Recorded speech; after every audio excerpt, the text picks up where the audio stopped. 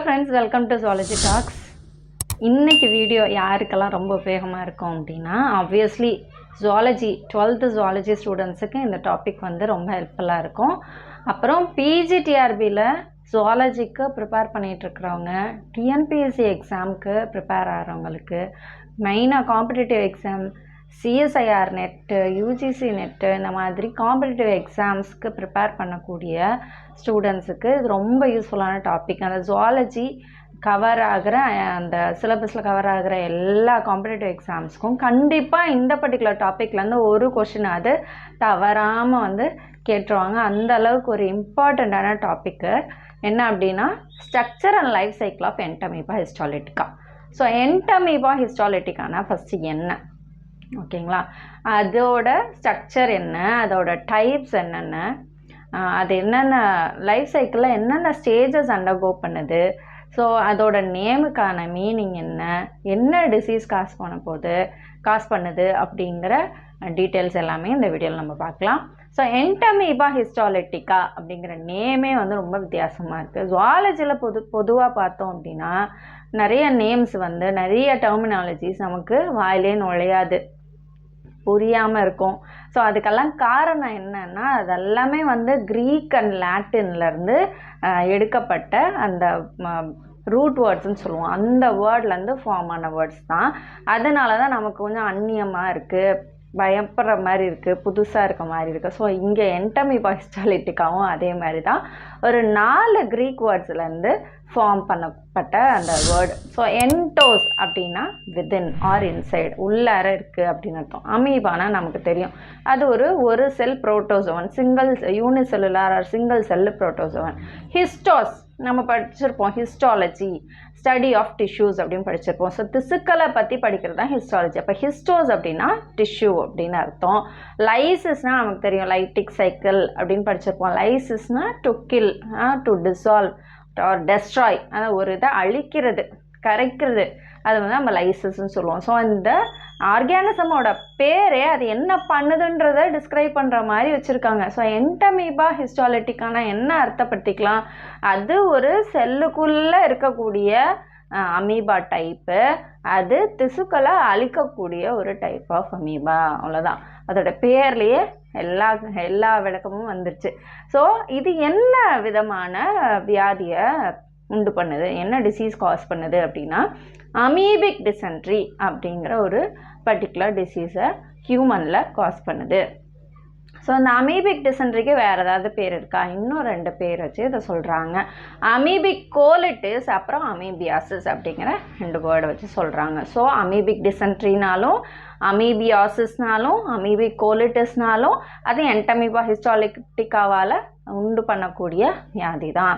So இந்த particular organism யார் முதல்ல கண்டுபிடிச்சா, இப்படி ஒரு ஆர்கானிசம் இருக்குப்பா, உயிரினம் இருக்குது அப்படின்னு சொன்னவர் யார், கண்டுபிடிச்சவர் யார், லாம்பெல் அப்படிங்கிற ஒரு சயின்டிஸ்ட்டு 1859ஆம் ஆண்டு வந்து கண்டுபிடிக்கிறாரு. இதோட பேத்தாலஜி அப்படின்னா, இது எந்த விதமாக எப்படி வந்து இது நோய் உண்டு பண்ணுது, இதோட லைஃப் சைக்கிள் என்ன, எப்படி அது மனுஷங்களில் வந்து இந்த விதமான பேதியை வந்து உண்டு பண்ணுது அப்படிங்கிற அந்த பேத்தாலஜியை பற்றி படித்தவர் யார் அப்படின்னா, ஒரு ரஷ்ய விஞ்ஞானியான ஃப்ரெட்ரிச் லாஷ் அப்படிங்கிறவர். இவர் 1875ஆம் ஆண்டு வந்து இதை கண்டுபிடிக்கிறாரு.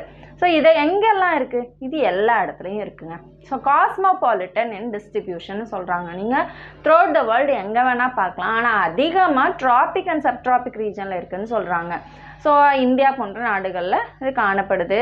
இது நமக்கு ஏற்கனவே தெரியும், இது புரோட்டோசோவன்ஸ்னாலே unicellular organism, single cell organism, ஒரு செல் உயிரி அப்படின்னா நம்மளால் கண்ணால் பார்க்க முடியாது, வெற்று கண்களால் பார்க்க முடியாது.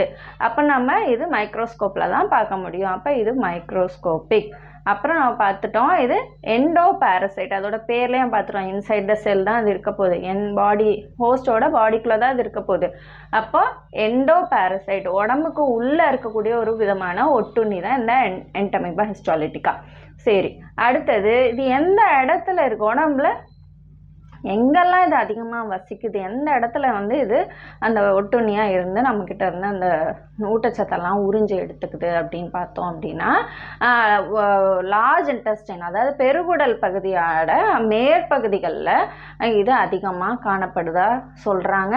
ஸோ அது மட்டும் இல்லாமல் இது எங்கெல்லாம் ரொம்ப அதிகமாக இருக்குது, LLBT அப்படின்னு நம்ம ஞாபகம் வச்சுக்கலாம். Liver, lungs, brain and tests, இந்த 4 உறுப்புகளில் இது அதிகமாக காணப்படுது அப்படின்னு சொல்கிறாங்க. ஸோ இதோட லைஃப் சைக்கிளில் எத்தனை ஃபார்ம்ஸில் இருக்குது, எத்தனை ஸ்டேஜஸில் இருக்குது அப்படின்னு பார்த்தோன்னா 3 ஸ்டேஜஸில் இருக்குது அப்படின்னு சொல்கிறாங்க. என்னென்ன அப்படின்னா ட்ரோபோசோயிட் ஸ்டேஜ், ட்ரோபோசோயிட் ஆர் மேக்னா ஃபார்ம் அப்படின்னு சொல்கிறாங்க. அதுக்கு இன்னொரு பேர் கூட இருக்குது, ட்ராபிக் ஃபார்ம் அப்படின்னு சொல்கிறாங்க. ட்ரோபோசோயிட், மேக்னா ஆர் ட்ராபிக் ஃபார்ம். சரிங்களா? அடுத்தது இது அடுத்த ஸ்டேஜ் என்ன அப்படின்னா ப்ரீசிஸ்டிக் or minuta form, ப்ரீசிஸ்டிக் or minuta form. அடுத்த தேர்ட் வந்து சிஸ்டிக் ஃபார்ம் அப்படின்னு 3 விதமான ஸ்டேஜஸில் இது வந்து தன்னோட லைஃப் சைக்கிளில் இருக்குது. சரி, இது எத்தனை ஹோஸ்டில் இருக்குது, எந்த அனிமலில் இது இருக்குது அப்படின்னா இது ஒரு மோனோஜெனட்டிக் ஸ்பீஷிஸ் அப்படின்னு சொல்கிறாங்க. மோனோஜெனட்டிக் அப்படின்னா என்ன அர்த்தம்? ஸோ மோனோஜெனட்டிக் அப்படின்னா ஒரே ஒரு ஹோஸ்டில் தன்னோட லைஃப் சைக்கிளை முடிக்கக்கூடிய ஆர்கானிசம் எல்லாம் மோனோஜெனட்டிக் ஸ்பீஷிஸ் அப்படின்னு சொல்லுவோம். ஸோ என்டமீபா ஹிஸ்டாலிட்டிக்காவோட ஹோஸ்ட் எது அப்படின்னு கேட்டாங்க அப்படின்னா கண்ணை மூடிட்டு நம்ம என்ன பண்ணலாம் அப்படின்னா மேன் அப்படின்னு போகலாம். இந்த மாதிரி கேள்விகள் தான் கேட்பாங்க பொதுவாக. ஓகேங்களா? ஸோ அப்போ which is the host organism of Entamoeba histolytica அப்படின்னு கேட்டாங்கன்னா ஹியூமன் ஆர் மேன், என்ன ஆப்ஷன் கொடுத்துருக்காங்களோ அது போட்டுக்கலாம், அதுதான் ஹோஸ்ட். ஸோ மோனோஜெனட்டிக்னா என்ன நம்ம ஞாபகம் வச்சுக்கணும், அதோட லைஃப் சைக்கிளில் எந்த ஆர்கானிசமும் முழுமையாக கம்ப்ளீட் பண்ணுது, ஒரே ஒரு ஆர்கானிசமில் முழுமையாக கம்ப்ளீட் பண்ணுதுன்னா அது மோனோஜெனட்டிக் ஹோஸ்ட் ஆர்கானிசம் அப்படின்னு சொல்லுவோம். ஸோ அடுத்தது இது வேறு எந்த ஆர்கானிசம்க்கு அது இது போகுமா, சும்மா இருக்குமா, லைஃப் சைக்கிள்லாம் பண்ணாமல் சும்மா அதுக்குள்ளே தங்கி இருக்குமான்னு இருக்கும். ஸோ அதை வந்து ரிசர்வாயர் ஹோஸ்ட் அப்படின்னு சொல்கிறாங்க. ரிசர்வாயர் அப்படின்னா நமக்கு தெரியும், அது அந்த ஆர்கானிசம்லாம் இருக்கும், ஒரு ஸ்டாக் மாதிரி இருக்கும், ஆனால் ஃபுல்லாக லைஃப் சைக்கிள் கம்ப்ளீட் பண்ணணுன்னா அது ஹியூமனுக்கு தான் மறுபடியும் வரும். ஸோ அந்த மாதிரி ரிசர்வாயர் ஹோஸ்ட் யார் அப்படின்னா டாக்ஸ், நாய்கள், பன்றிகள், அதுக்கப்புறம் ரேட்டு, ரேபிட் இதெல்லாம் வந்து சொல்கிறாங்க. ஸோ இது வந்து ரிசர்வாயர் ஹோஸ்ட். ஸோ இந்த 3 ஸ்டேஜஸ் நம்ம பார்த்தோம் இல்லைங்களா லைஃப் சைக்கிளில், trophozoite or trophic or magna stage, அப்புறம் ப்ரீசிஸ்டிக் ஆர் மைன்யூட்டா ஃபார்ம், அதுக்கப்புறம் சிஸ்டிக் ஃபார்ம். ஸோ இந்த ட்ரோபோசோயிட்டை பற்றி 12th ஜுவாலஜியில் ரொம்ப கிளியராக கொடுத்துருக்காங்க. இது இன்ஃபெக்டிவ் ஃபேஸ் ஆஃப் என்டமீபா ஹிஸ்டாலிட்டிக்கான்னு சொல்லிட்டாங்க. ஸோ இதுவும் ஒரு கொஸ்டினாக கேட்கலாம், which is the infective stage of Entamoeba histolytica அப்படின்னு கேட்டாங்கன்னா ட்ரோபோசோயிட். ஓகேங்களா? So trophozoite or trophic form or magna form. So இது என்ன மாதிரி இருக்குது, இதோட நேச்சர் என்ன, இது ஒரு ஆக்டிவான ஸ்டேஜ். அந்த லைஃப் சைக்கிளில் இருக்க 3 ஃபார்ம்லேயே மோஸ்ட் ஆக்டிவ் ஸ்டேஜ் வந்து இந்த ட்ரோபோசோயிட் ஸ்டேஜ் தான். மொட்டைல்னால் ஒரு இடத்துலேருந்து இன்னொரு இடத்துக்கு நகரக்கூடிய ஆற்றலை பெற்றது. அதுக்கப்புறம் ஃபீடிங் ஃபார்ம், உணவு எடுத்துக்கக்கூடிய ஸ்டேஜும் இந்த ஸ்டேஜ் தான். Infective or pathogenic to man எந்த ஸ்டேஜ் அப்படின்னு கேட்டாங்கன்னா ட்ரோபோசோயிட் அப்படின்னு சொல்லி, ட்ரோபோசோயிட் ஆஃப் என்டமீபா ஹிஸ்டாலிட்டிக்கா. நெக்ஸ்ட்டு இது எந்தெந்த இடத்துல போய் அஃபெக்ட் பண்ணுது, நம்ம ஆல்ரெடி பார்த்துட்டோம், பெருகுடல் பகுதியை தான் வந்து இது அஃபெக்ட் பண்ணுது, அந்த பெருகுடல் பகுதியோட மேற்பகுதிகளில். ஸோ அதில் எந்த லேயர், இப்போ நமக்கு குடலில் எடுத்துக்கிட்டோன்னா 4 லேயர் இருக்கும். 11th ஸ்டாண்டர்ட் டைஜஸ்ட் சிஸ்டம் படித்த எல்லாருக்குமே தெரியும், இந்த இன்டெஸ்டைனில் 4 லேயர்ஸ் இருக்குது. எஸ்எம்னு கூட சொல்லுவோம், செரோசா, மஸ்குலாரிஸ், சப்மியூகோசா, மியூகோசா. ஸோ இது அந்த 4 லேயரில் எந்த லேயரில் போய் இருக்குது, சப்மியூகோசா அண்ட் மியூகோசா லேயரில் இருக்கிறதா சொல்கிறாங்க. ஸோ இந்த trophozoite, submucosa and mucosa layers of large intestine. So இதோட சைஸ் என்னன்னு பாருங்கள், மைக்ரோஸ்கோப்பிக்னு நம்ம சொல்லிட்டோம், 20லேருந்து 30 மைக்ரோமீட்டர் அண்ட் டயமீட்டர் அப்படின்னு சொல்கிறாங்க. இதுவே சின்னதான். இதுக்கடுத்து வர ஸ்டேஜஸ்லாம் இன்னும் குட்டியாக இருக்கும். ஓகேங்களா? So 20 to 30 micrometre in diameter. Okay, so இது மோனோபோடியல் அண்ட் ஹோலோசோயிக்னு சொல்கிறாங்க. மோனோபோடியல்னா என்ன, போடியம் அப்படின்னா ஃபுட் அப்படின்னு அர்த்தம். சுடப்போடியா ஓகேங்களா. அந்த சூடப்பொடியாக அதுக்கு ஒரே ஒரு சூடப்பொடியாக தான் இருக்கும். அதனால் இது வந்து மோனோபோடியல் அப்படின்னு சொல்கிறோம். ஹோலோசைக் டைப் ஆஃப் நியூட்ரிஷன்னா அது சாலிடோ லிக்விடோ அந்த ஃபுட்டை வந்து பிரேக் டவுன் பண்ணி சிம்பிள் ஃபார்முக்கு அப்சார்ப் பண்ணிக்கிறத வந்து ஹோலோசைக் நியூட்ரிஷன் அப்படின்னு சொல்லுவோம். ஸோ இதுதான் ட்ரோபோசோயிட் ஸ்டேஜை பற்றின இன்ஃபர்மேஷன்ஸ். ஸோ இது போய் மனுஷனோட இந்த அப்பர் பார்ட் ஆஃப் லார்ஜ் இன்டெஸ்டைனில் வந்து அரிக்க ஆரம்பிச்சிச்சுன்னா என்னென்ன மாதிரி சிம்டம்ஸ்லாம் இருக்கும் அப்படின்னா இது வந்து அல்சர்ஸ் காஸ் பண்ணும். அல்சர்ஸ்னால் சின்ன சின்ன புண்ணு மாதிரி வந்து இன்டெஸ்டைன்லாம் காஸ் பண்ணுது. அது அந்த அரிக்க ஆரம்பிக்கிறதுனால அங்கே வந்து ரத்த கசிவு ஏற்படுது, ப்ளீடிங் வருது.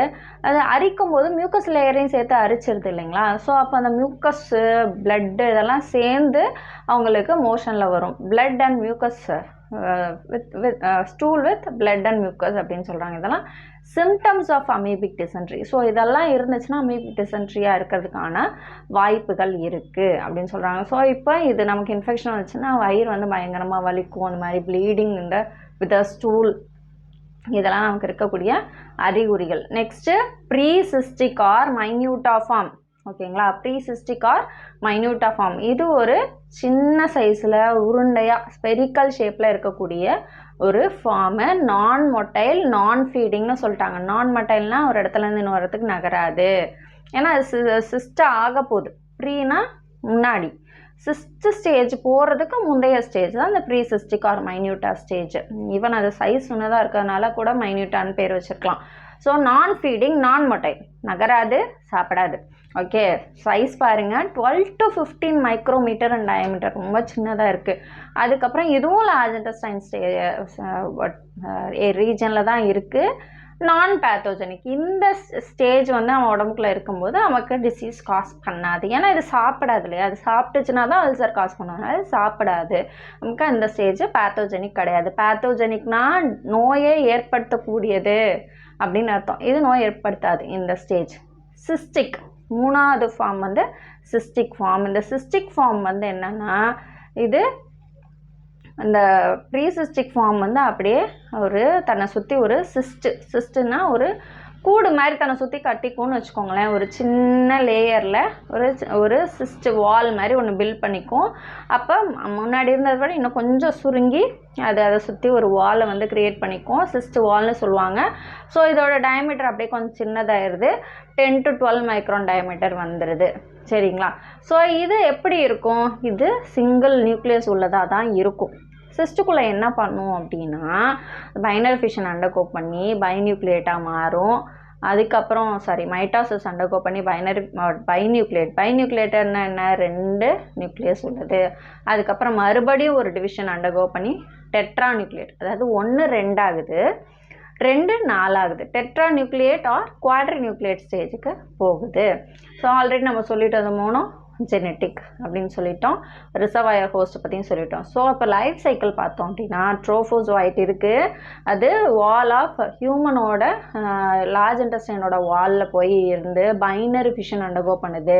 இந்த ஃபிஷன், ரீஜெனரேஷன், ஃப்ராக்மெண்டேஷன் இதெல்லாமே செக்ஷுவல் ரீப்ரொடக்ஷன். ஸோ இது பைனரி ஃபிஷன் அண்டர்கோ பண்ணும்போது பைனரினா 2, ஃபிஷன்னா பிளவு, ஒரு ஆர்கானிசம் 2ஆக பிளவு பெற்று 2 புது ஆர்கானிசம் வருது.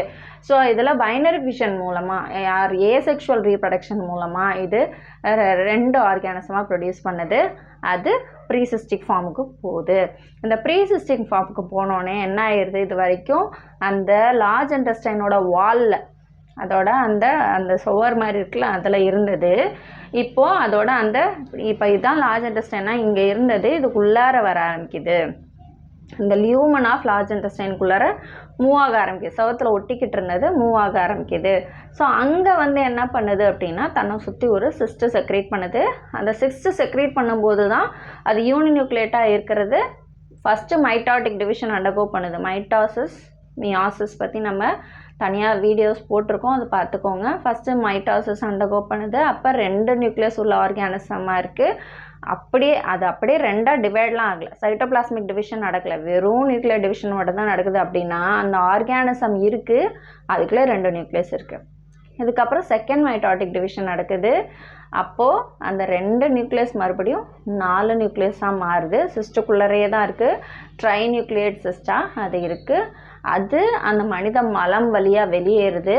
வெளியேறி அந்த நியூ ஆர்கானிசம் என்ன பண்ணுது அப்படின்னா இன்னொரு ஹோஸ்ட்டுக்குள்ளார போயிடுது. அந்த சிஸ்டோட வந்து அது இன்னொரு ஹோஸ்ட்டுக்குள்ளார.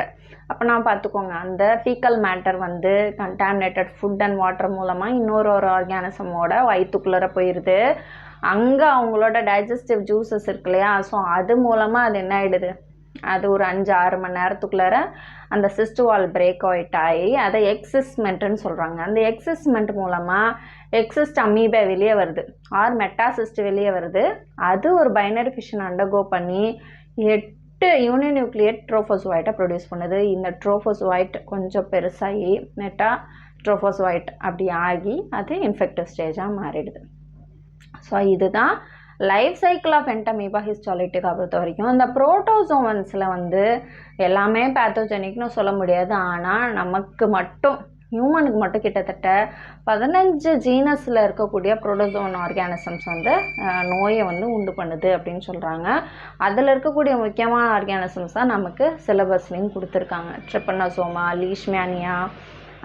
ஸோ இதெல்லாம் வந்து some of the protozoans which causes Plasmodium. இதெல்லாம் நமக்கு நோய் உண்டு பண்ணக்கூடிய புரோட்டோசோவன் ஸ்பீஷிஸ். சரிங்களா? ஸோ இது என்டமீபா ஹிஸ்டாலிட்டிக்கா பொறுத்த வரைக்கும். ஸோ இதில் நாம் என்ன புரிஞ்சுக்கிறது, முக்கியமான பாயிண்ட், இதோட ஹோஸ்ட் யார், மேன். இதோட ரிசர்வாயர் ஹோஸ்ட் யார், பிக்கு, டாகு, ரேட்டு, ரேபிட்டு. இது எந்த இடத்துல இன்ஃபெக்ட் பண்ணும், இது வந்து அப்பர் பார்ட் ஆஃப் லார்ஜ் இன்டெஸ்டைனில் இன்ஃபெக்ட் பண்ணும், எந்த ரீஜனில் இன்ஃபெக்ட் பண்ணும், mucosa and submucosa of the large intestine. எது இன்ஃபெக்டிவ் ஸ்டேஜ், ட்ரோபோசாய்ட் வந்து இன்ஃபெக்டிவ் ஸ்டேஜ். ப்ரீசிஸ்டிக் ஃபார்ம் வந்து நான் பேத்தோஜெனிக்காக இருக்குது. ஸோ இதெல்லாம் வந்து முக்கியமான பாயிண்ட்ஸு. ஸோ இதை பொறுத்த வரைக்கும் நமக்கு ஜென்ரலாக ஒரு காமன் பீப்புளாக நம்ம இந்த வீடியோவில் வந்து என்ன டேக்அவே மெசேஜ் எடுத்துக்கலாம்னா, இந்த மாதிரி புரோட்டோசோவன்ஸ் வந்து பரவுறது ஃபீக்கல் மேட்டர் மூலமாக தான். அதனால் நம்ம அன்க்ளீனாக இருக்கக்கூடிய ஃபுட் ஐட்டத்தையோ இல்லை நம்ம பர்சனல் ஹைஜீனாக ப்ராப்பராக மெயின்டைன் பண்ணாததுனாலையும் இந்த மாதிரியான புரோட்டோசோவன்ஸ் இன்ஃபெக்ஷன் நமக்கு வர்றதுக்கு வாய்ப்பு இருக்குது. அதனால் நம்ம எப்போவுமே டாய்லெட்ஸ் யூஸ் பண்ணிவிட்டு இல்லை மண்ணில் கை வச்சதுக்கு அதுக்கப்புறம் இந்த மாதிரி டைம்லலாம் நம்ம கண்டிப்பாக ஹேண்ட் வாஷ் நல்லா பண்ணணும். அதுக்கப்புறம் வந்து நம்மளோட ரெஸ்ட் ரூம்ஸை நீட்டாக மெயின்டைன் பண்ணணும். பப்ளிக் பிளேசஸில் கிடைக்கக்கூடிய ரோட் சைட் ஃபுட்ஸோ இல்லை ராவாக இருக்கக்கூடிய ஃபுட்டு இல்லை கூலிங்காக இருக்கக்கூடிய ஃபுட்டு எடுத்துக்கும் போது அது உண்மையாகவே ஹைஜீனிக்காக ப்ரிப்பேர் பண்ணப்படுதா அப்படிங்கிறத மென்ஷர் பண்ணணும். ஏன்னா இதோட கேரியர் வந்து பார்த்தோம் அப்படின்னா ஹவுஸ் ஃப்ளை தான் வந்து இதோட கேரியர். ஏன்னா அந்த ஃபீக்கல் மேட்டரில் உட்காந்துட்டு அந்த சிஸ்டோடு இருக்க அந்த ஸ்போர்ட்ஸை எடுத்துகிட்டு போயிட்டு ஃபுட்டில் வந்து உட்காரும்போது அந்த ஃபுட்டை நம்ம அன்ஹைஜெனிக் ஃபுட்டை நம்ம இன்ஜெஸ்ட் பண்ணும்போதோ இல்லை அந்த வாட்டர் நம்ம குடிக்கும்போதோ தான் நமக்கு இந்த இன்ஃபெக்ஷன் வந்து பெரும்பாலும் வருது. ஸோ அதனால் நம்ம ஹைஜீனிக் மெஷர்ஸ் மெயின்டைன் பண்ணிக்கணும். வார்மான ஃபுட்டு இல்லாட்டி பாயில் பண்ண வாட்டர் தான் நம்ம எடுத்துக்கணும். ஸோ இது மூலமாக நம்ம இந்த டிசீஸ் இன்ஃபெக்ஷன்லேருந்து இந்த என்டமீபா ஹிஸ்டாலிட்டிக்கா இன்ஃபெக்ஷன்லேருந்து நம்மளை ப்ரொடெக்ட் பண்ணிக்க முடியும். இதுதான் காமன் பீப்புளுக்கான மெசேஜ். ஸோ இதில் உங்களுக்கு ஏதாவது டவுட்ஸ் இருந்துச்சுன்னா கமெண்ட் செக்ஷனில் கேளுங்க. ஃபர்தர் வீடியோவில் நெக்ஸ்ட் புரோட்டோசோன் ஆர்கானிசம்ஸ் பற்றின வீடியோஸை அடுத்தடுத்து நான் அப்லோட் பண்ணுறேன். தேங்க்யூ ஃபார் வாட்சிங். Please support and subscribe zoology tax.